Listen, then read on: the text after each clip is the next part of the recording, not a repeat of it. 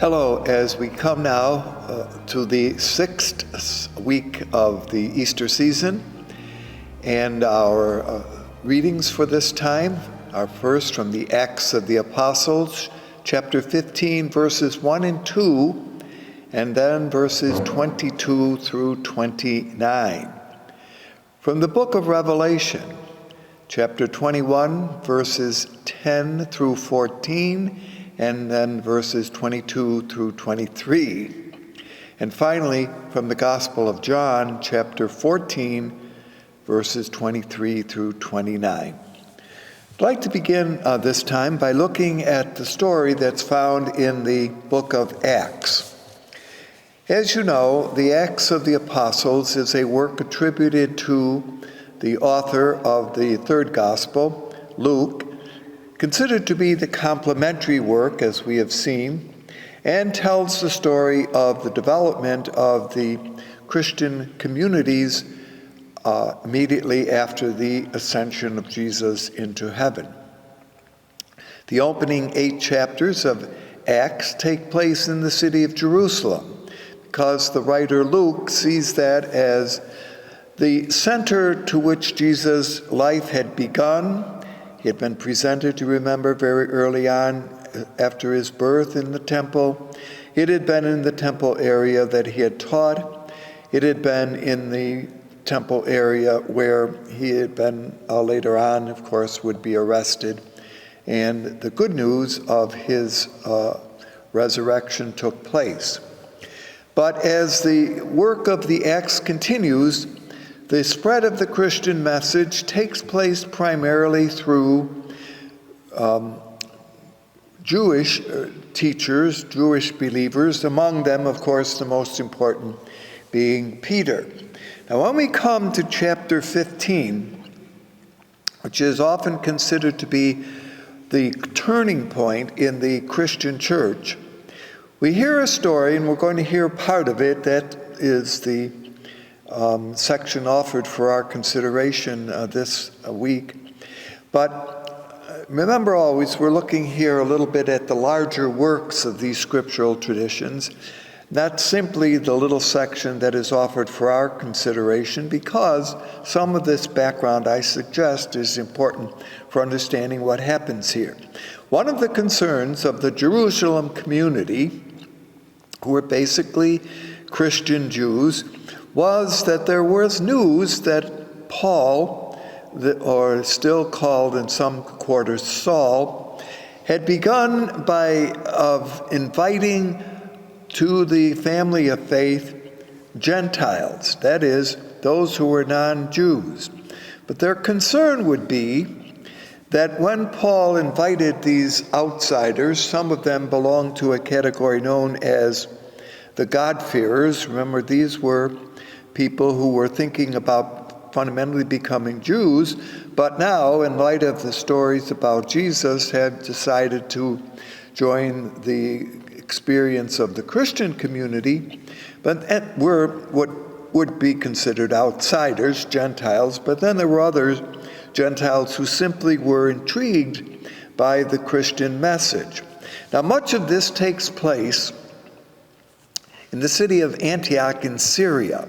In fact, as we have mentioned in earlier talks, that Antioch and Jerusalem become two important centers of the development of the Christian experience from the vantage point that Luke sees things.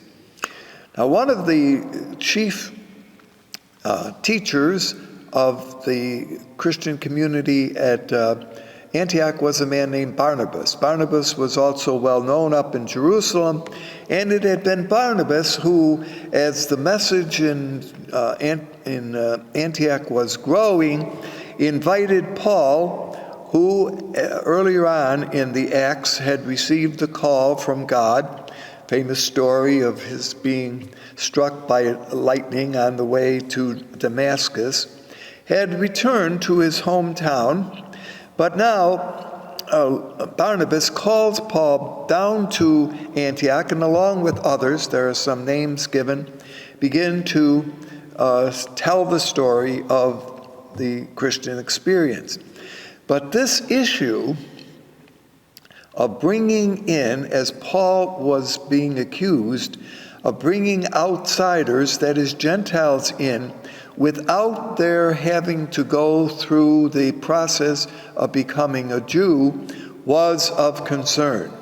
And this is what is the episode that is found in chapter 15, sometimes known as the Council of Jerusalem. Now, here is the point that I would like to kind of develop for a few minutes, is that this is what happens up in Jerusalem is the account remembered by or told by Luke.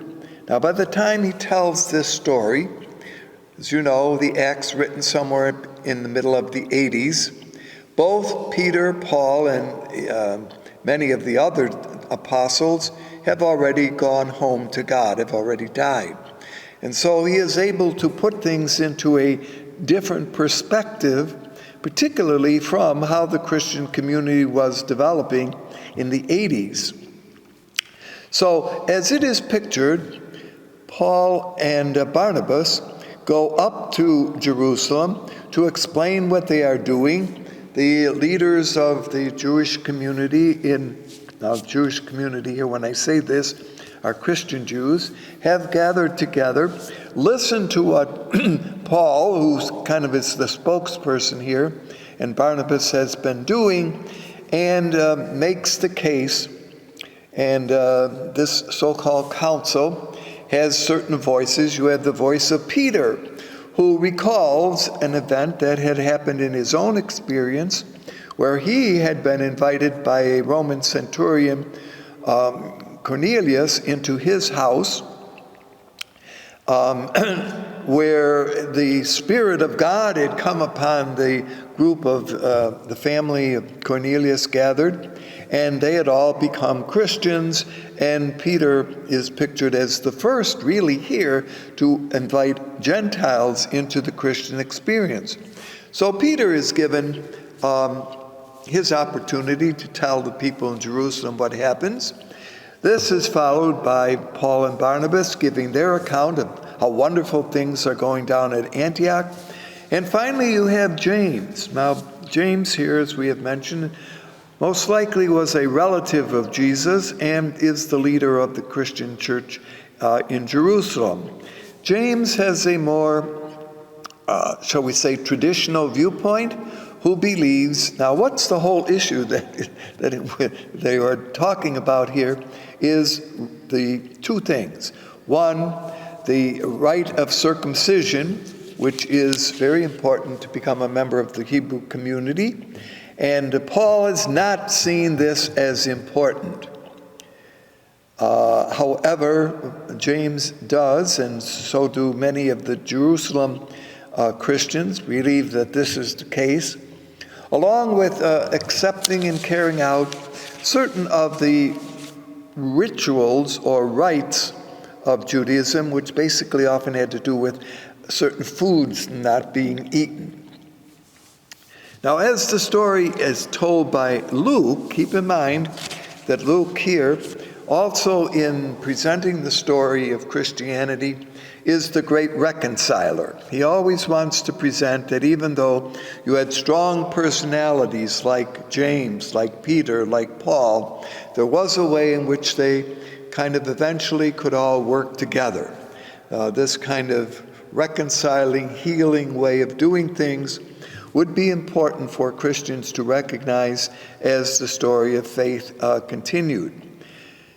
And as the story that we hear from this council, if we call it, and it's called a council, that's the way in which Luke presents it, sends word back down to Antioch that it's no longer necessary, the position that Paul is making, that a man does not need to be circumcised to be a Christian, but certain Jewish dietary rules should be kept.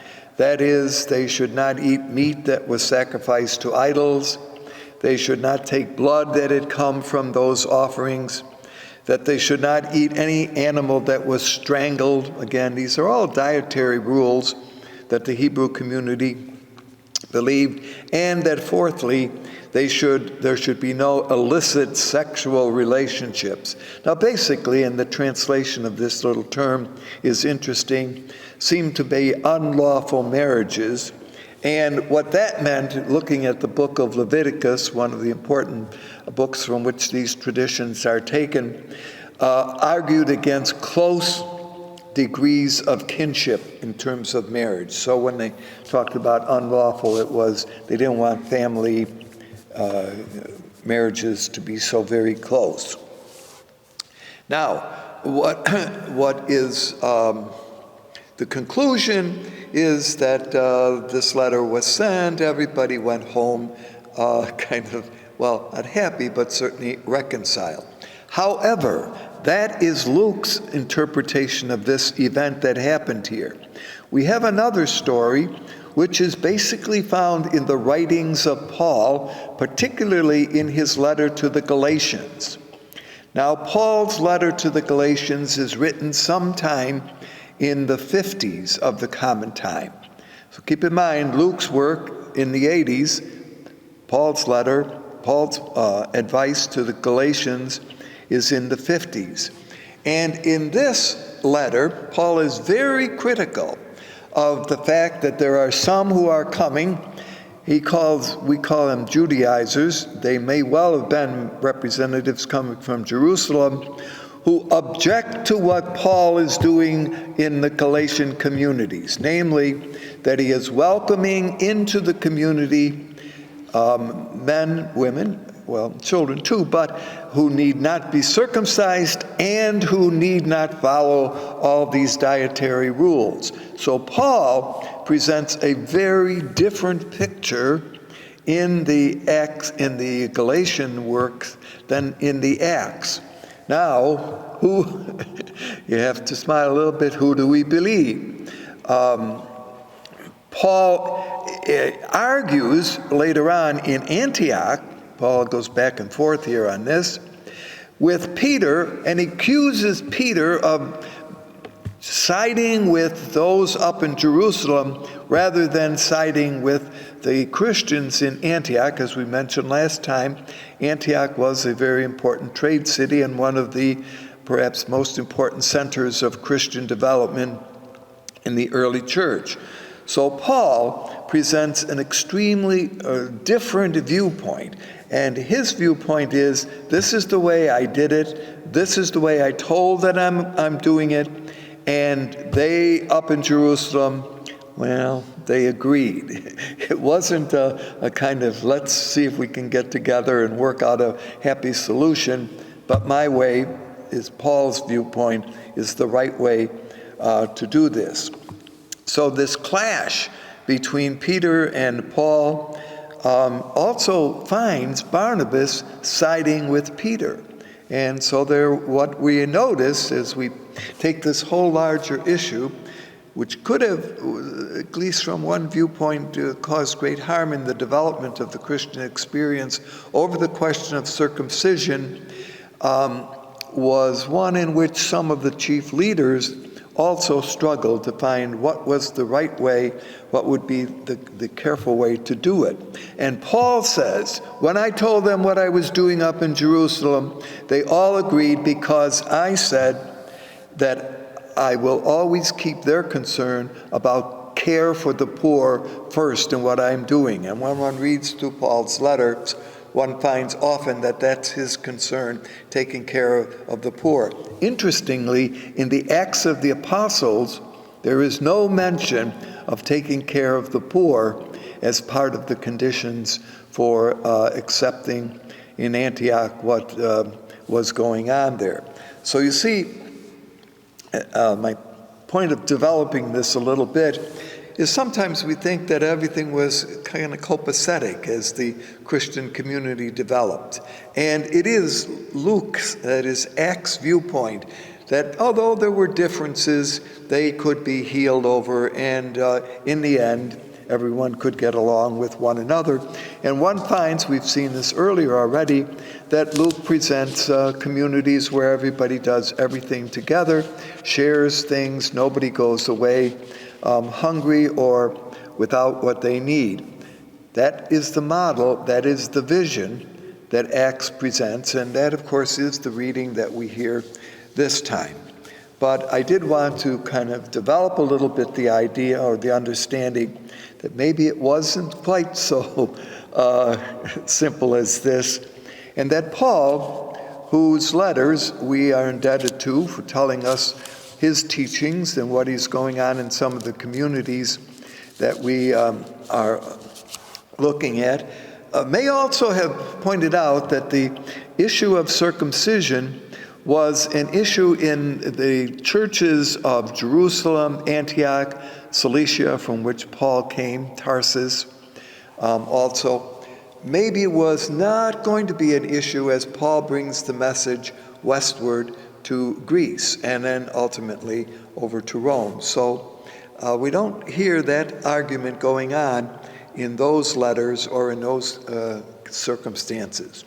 So isn't it interesting that practices that like Jesus, Peter, and many of the apostles had grown up with had to be kind of set aside or changed in view of the developing core message of Christianity. So I spent a little bit of time on that, just to kind of say this harmoniousness that I love Luke's presentation presents may not have always been, or was not always what had happened.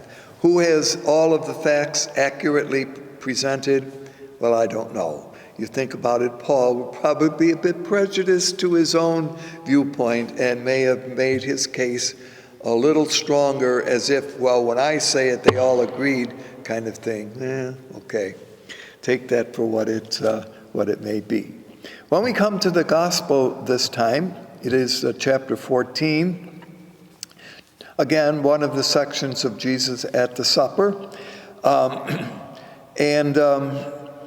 Again, here is now why, I keep saying again, keep in mind here that I'm trying to look a little bit at how the gospel tradition of John develops and his understanding, and it is one gospel's viewpoint, but one which predominates in Christian thought almost ever afterwards, and theology is also going to be built on some of the teachings of John.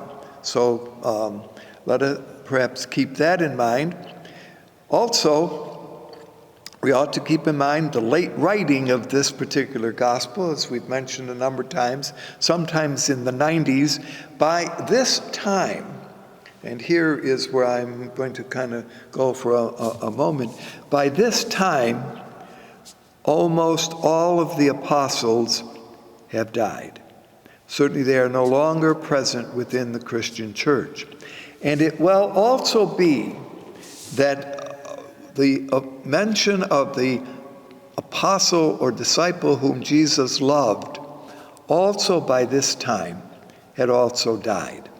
And he, so the fourth gospel seems to suggest, was the man teaching that stood behind the teachings that are recorded in this gospel, in which, of course, Jesus is often speaking, does much teaching. As we've mentioned, it is the gospel in which more words of Jesus are recorded than any of the other gospels.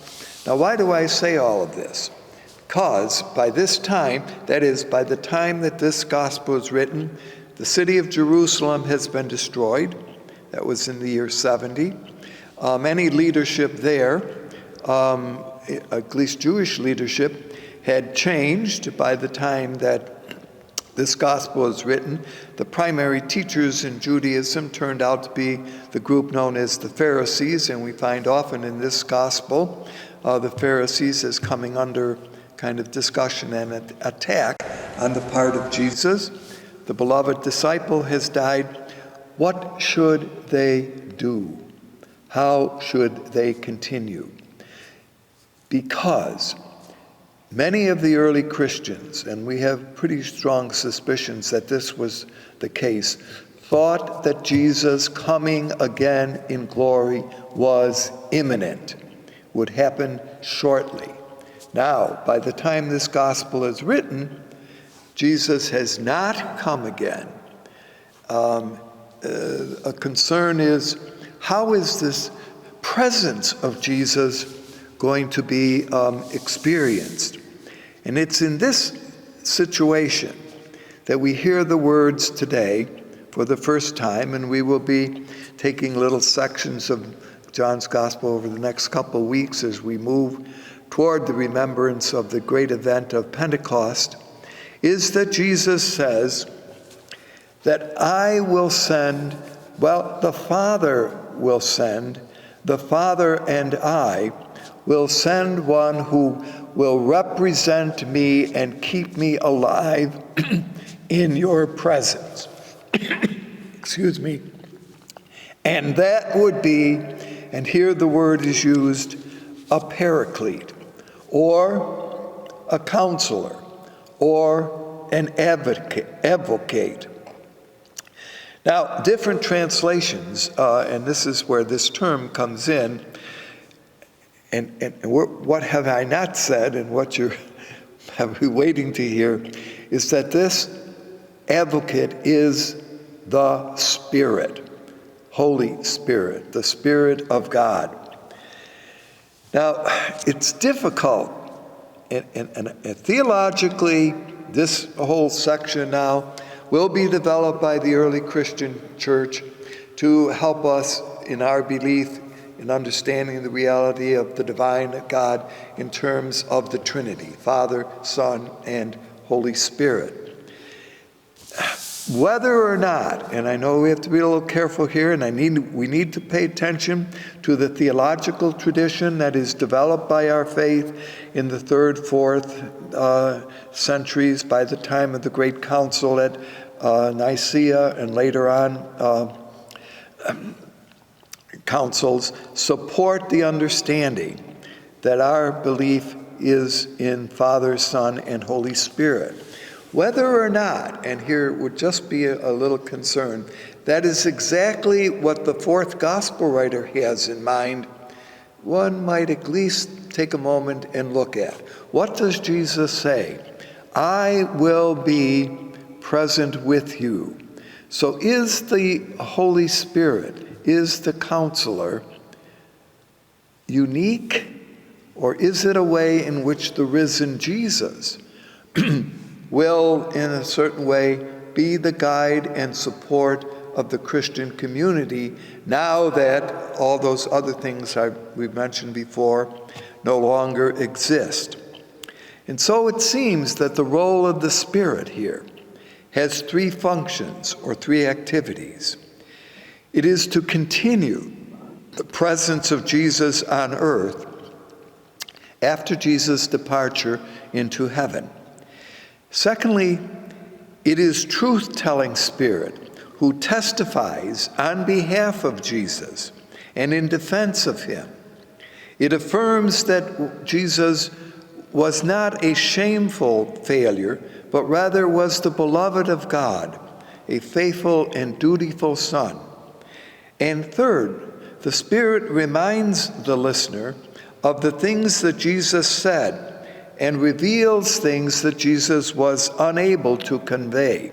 But it's important to see that the Spirit is not teaching something new, but rather bringing to the surface things that Jesus had said, maybe even sometimes things that Jesus had done that were not immediately available or aware of by his disciples.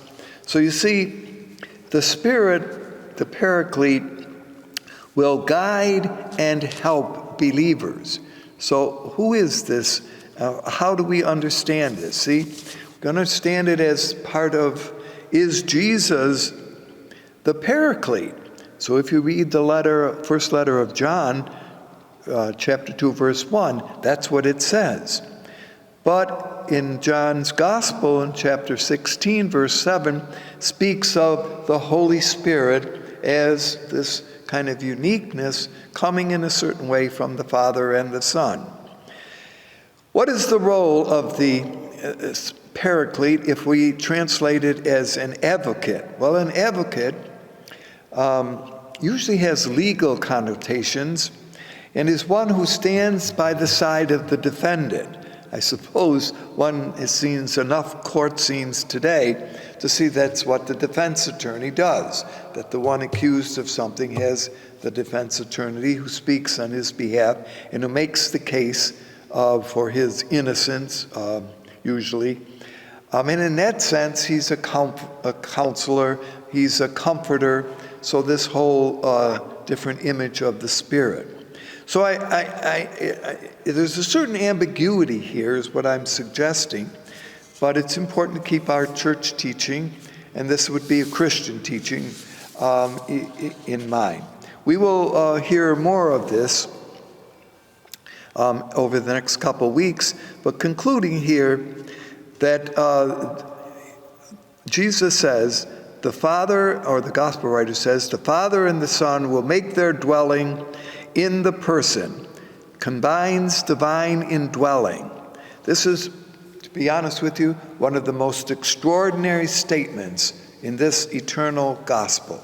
And as Jesus had said in one place, that he is the new temple. Remember, destroy this temple, and in 3 days I will build it up again. That the Spirit dwells within the temple that is within the person of Jesus. This, by the way, if you want a nickel word, is called an exclusive eschatology. Well, maybe we'll come to that again sometime.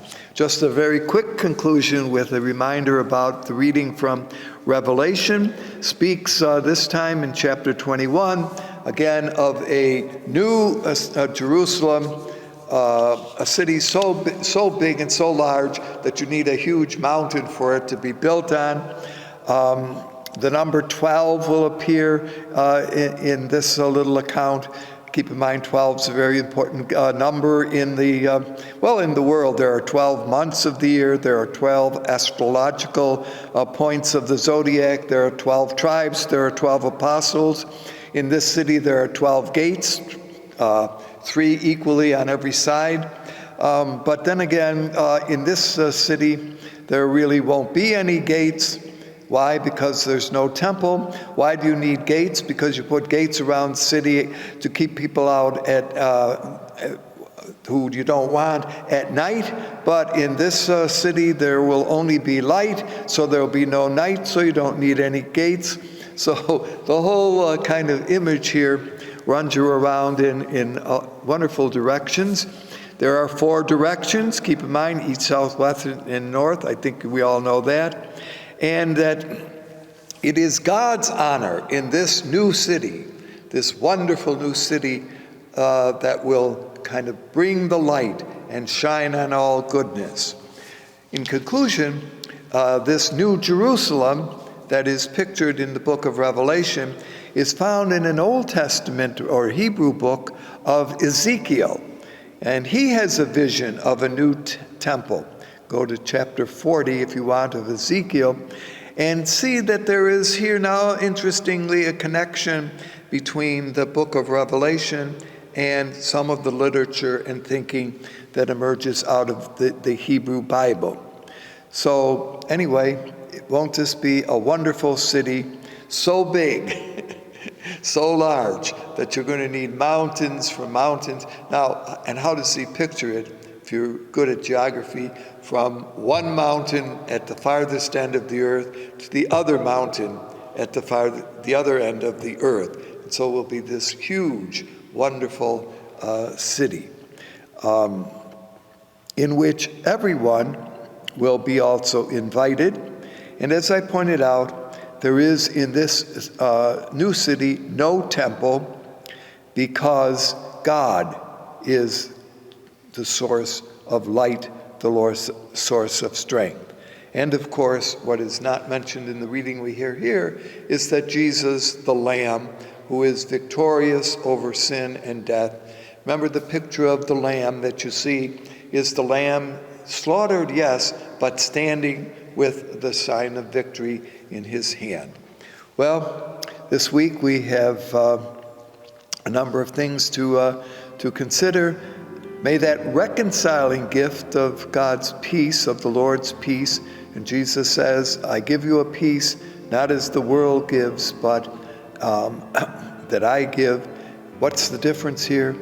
The peace that was part of the world of Jesus was Roman peace. That is not the kind that Jesus is giving. It is a new kind, a new peace. May that peace be with us as we celebrate again God's goodness this week.